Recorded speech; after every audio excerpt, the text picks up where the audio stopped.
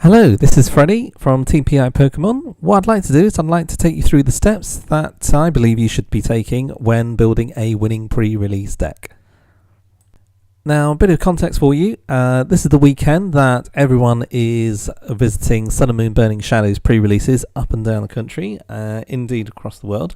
It's for the very first time that we're able to physically hold the cards at one of these events. If you get a chance to visit a local card shop and support one of these events, I thoroughly recommend it.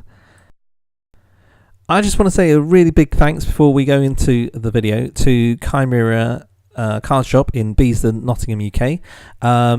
They kindly allowed me to take videos of some of the matches as well as opening up the cards at their pre-releases yesterday. So big shout out to them. Thank you so much. And definitely, if you get a chance, if you're in the UK and in the East Midlands, you get a chance to visit their leagues on Tuesday.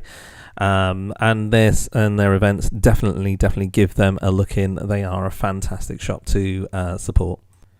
My first recommendation is arrive with plenty of time to spare. You definitely need all the time that it takes to construct your deck. You might need a little bit of time to buy little sleeves or folders for your new set.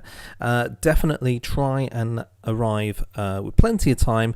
Get some drinks, get some snacks, because once you're into the tournament, you haven't really got that much time to spare. Definitely need as much time as possible to make some really important decisions where it comes to what to include inside your deck.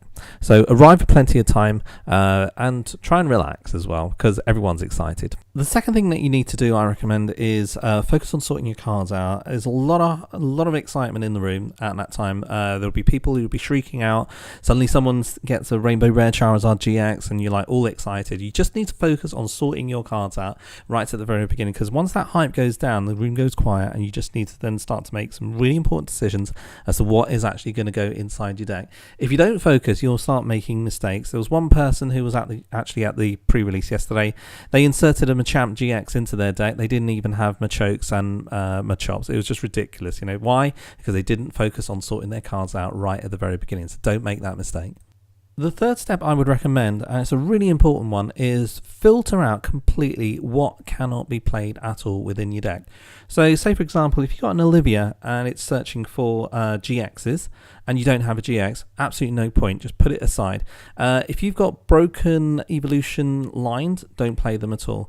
I'd also go so far as to identify basics that just have very small damage attacks, very low HPs, just getting in the way of, like a major strategy that you could have within your deck. So you need to make as much space as possible, filter out everything that you can't play, even energy cards, just get rid of them.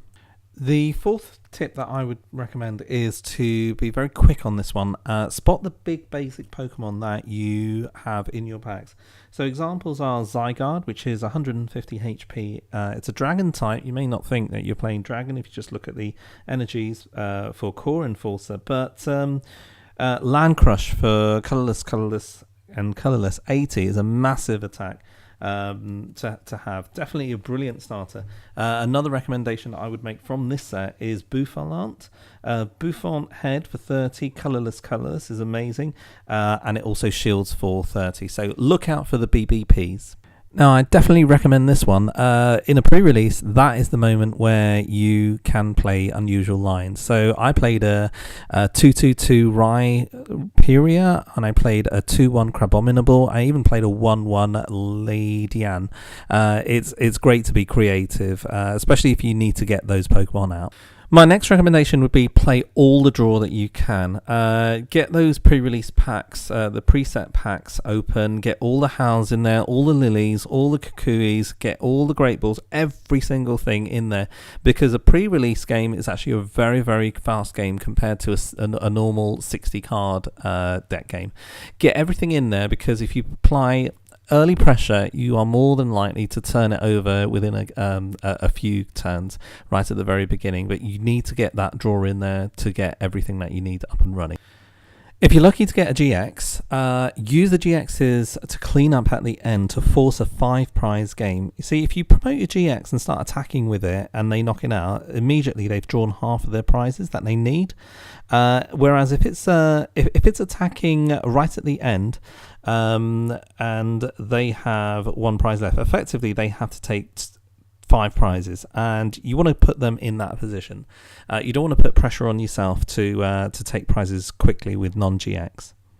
Now, if you're not playing a deck which is just 1 GX and 39 energies, what you need to do is you need to try and aim for a roughly 50-50 split with energy. If you were to play any more than that, then you would just be constantly drawing into energies, which is not helpful at all. Next one's an obvious one. Read what your cards do. Don't have a brilliant GX basic Pokemon that's attacking a Vileplume, because Vileplume actually doesn't allow anything to be done against it. Make sure that you know when your card's attacks can actually get round effects. That might actually help. Don't miss a trick. And finally, factor in time for sleeves. You do need sleeves. Thank you so much for watching. Best of luck in your pre-releases.